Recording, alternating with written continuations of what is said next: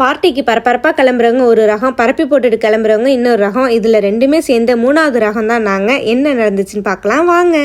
எப்போதுமே dress choose பண்ணுற கன்ஃபியூஷன்லேயே தான் எங்கள் கான்ட்ரிபியூஷன் அதிகமாக இருக்கும். இந்த வாட்டி பார்ட்டி எங்களோடது. ஸோ அதனாலே ஆர்கனைசிங்லேயே டைம் அதிகமாக எடுத்துக்கிட்டோம். நிறைய நட்புகளை இன்வைட் பண்ணணும் தான் ஆசை. பட் அதுக்கான நேரம் காலம் ஒத்துழைக்காத காரணத்தினால் குறிப்பிட்ட சில உறவுகளை மட்டும்தான் கூப்பிட முடிஞ்சது. கேக் கட்டிங்கோட கூடிய லஞ்ச் தான் பிளான் பண்ணியிருந்தோம் பார்க்கல. பட் இந்த அளவு வெயில் இருக்கும்னு நாங்களே எதிர்பார்க்கல. தண்டா கூல்ண்டு ice pop and watermelon இருந்ததுனால சன்னை சமாளிச்சுட்டு, பார்க்குங்கிறதுனால குட்டீஸையும் சமாளிச்சுட்டு, கேக் கட்டிங்கை முடிச்சுட்டு லஞ்சையும் சாப்பிட்டுட்டு ஹாயா பார்க்கில் பாயை விரிச்சு உட்காந்து கதைப்போமான்னு பேச ஆரம்பிச்சேன். நாங்கள் தான் எல்லாரும் அலைபேசியை மறந்து ஃபன் பேசியை திறந்து மனம் விட்டு பேசி சிரிச்சு மகிழ்ந்தோம். ஈவினிங் காஃபியோட ஈவெண்ட்டை முடிச்சுட்டு ஆல்மோஸ்ட் 5 to 6 hours நேரம் எப்படி போச்சுட்டே தெரியல. கடைசியில் பார்த்தா எங்கப்பா இங்க இருந்த சண்டேவை காணும் அப்படிங்கிற மூமெண்ட் தான். எங்கள் அழைப்பை ஏற்று வந்து வாழ்த்திய, வர முடியாமல் போனில் வாழ்த்திய, அப்புறம் இன்ஸ்டா கமெண்ட் அண்ட் மெசேஜில் வாழ்த்திய அனைத்து அன்பர் மற்றும் நண்பர்களுக்கு எங்களுடைய நன்றிகள் பல.